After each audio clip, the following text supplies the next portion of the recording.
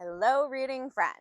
Today I am talking about the books I read in June, how I feel about them, and the books I plan to read in July, and how excited I am about those. If you're new here, I'm Sam. This is Chapters with Sam, and let's jump right in. So, June is the first time that I have been reading for a booktube channel, and I got through 4 books. Um, I usually read fantasy and nonfiction. I do have 2 nonfiction picks in here and a cozy fantasy, but this was my first time into cozy fantasy. So I was pretty excited about that. So the first book I read with my booktube channel in mind was The House on the Cerulean Sea by TJ Klune. And it's a really cute, cozy fantasy book with found family vibes, and I absolutely enjoyed reading it. As you can see, my annotation process leaves something to be desired. I have 3 tabs, but I was underlining as I went in pencil. I was nervous for my first annotation. The House on the Cerulean Sea is about a magical world, a world that has magic in it. And there's a social worker who does not have magic, and it's his job to evaluate these orphanages for magic children. And he goes to the one that supposedly has the worst children, the one that really needs to be contained. And that's the whole premise of the book. It's sweet, it's adorable, it has very found family vibes. For like analytical kind of rating, I gave it like a 3.5. There's definitely stuff going on in the background and symbolism if you're looking for that, but you can totally follow the story without getting through all of that. And then for the heart reading, I definitely gave it like a 4.5, which makes my star rating 4 stars for House on the Cerulean Sea. The next book I read in June was The Ministry of Time by Kaliane. And this book was interesting. I was confused for most of it, but I couldn't put it down. I really wanted to know what happened. There's a bit of romance in it, there's a bit of time travel in it, there's a lot of confusion in it, but that's on purpose. The narrator is very confused and she's not the most reliable, and we see everything from her perspective. She has been hired to be a bridge, they call it a bridge, between some time traveler who has come from the past and doesn't know anything about modern times. And it's sweet and it's cute and it's emotional, and I very much enjoyed it, even though I was confused for bunches of it. I think that was actually kind of part of the fun, is like trying to figure it out. It was kind of like a mystery. So I gave that one for, I think I gave that one 4 stars, and it was 4.5 for like an analytical type rating, but a 3.5 for heart. I did not feel as connected to the characters as I did to the ones in House on the Cerulean Sea. After The Ministry in Time, I read a really short nonfiction book, The Dip by Seth Godin.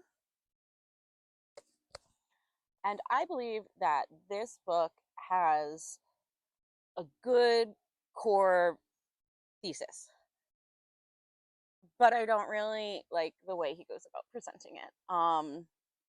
It's understandable, it's logical, it's not hard to read, it's really short, and there's little diagrams and cartoons in the book that make it a little bit more fun to read. And it's mostly about how there's this dip. So you start a project like a YouTube channel, and for the first part of it, you're really excited about it. It's fun, you're learning new things, it's exciting. And, if you continue with it, then you might have some success. But in between those is a dip. The part that I had a problem with was he really leans into the you want to be the best in the world. And he does qualify it a bit later about the best in the customer's world or the client's world or whatever you want to call it. But it really rubbed me the wrong way. I may have some issues with overthinking and perfectionism, and trying to be the best in the world is probably not the best idea for me. So it's a really good book. It has a great premise. Might even revisit it when I get past this initial energy section of YouTube that I have right now, but I'll probably avoid that first part about being the best in the world. Overall, I gave it a 3.5. It has some great ideas. It's written well. It gets its point across, but it might have some issues with it if you're a perfectionist. So the last book I read in June, which I haven't actually finished yet, but I will by the time June is over, is The Courage to Be Disliked. And if you can't tell, I have lots of thoughts about this book. I might do an episode on it at some point. But it's a philosophical book, and it's mostly written as a conversation between a philosopher and a young man who is trying to get the philosopher to admit that his theory of life is wrong. And it has some interesting ideas that I'm not sure if I agree with or not. And I'm waiting till the end of the book to see how it all ties together before I make my final decision. But it has been an interesting read, and a lot of what the philosopher and the young man has said has resonated with me as I've been reading it. So I don't have a star rating yet because it's not complete. However, it is a good book to read if you want to expand your worldview and learn a little bit more about philosophy and psychology and how to be a more authentic you. So in the past, I've always been a mood reader. I just read whatever I feel like reading. I really enjoy series because then I can just read one after the other and I don't have to really plan in advance, but I know what I'm going to read. But so I started a booktube channel and I'm trying to plan in advance. So here's the plan for July, which may or may not actually happen. The first one up is The Picture of Dorian Gray by Oscar Wilde. I have not read this classic book and I'm very excited to read it. It's kind of a fantasy. I think I'm branching into classics more by sticking with fantasy, which has always been my favorite. But the bit of magic in it is that the man sells his soul so that a painting of him is what grows older and not him.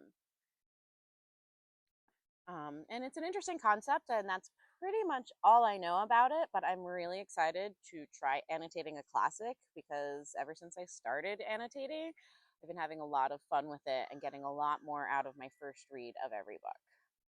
So the second book on my to be read list for July is The Spell Shop by Sarah Beth Durst. And the reason I picked it up, honestly, is because the pages are purple. Well, not the full pages, but the edges.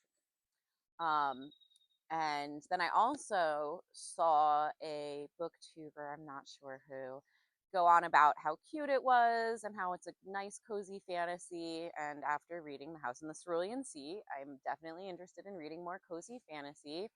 And it's adorable. So it's about a librarian in a magical library who has to run away from this library with the books when the empire falls.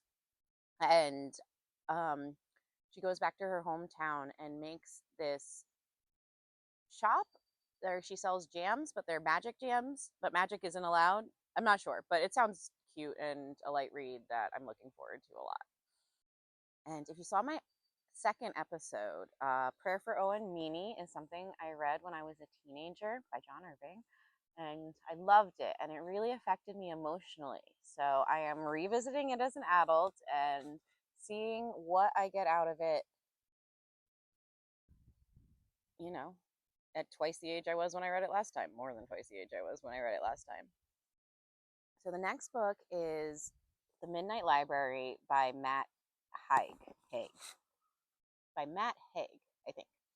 And I honestly do not know anything about this book except that it is a New York Times bestseller and people on BookTube have been recommending it. It was also on the bookseller shelf at Barnes and Noble. So I just grabbed it.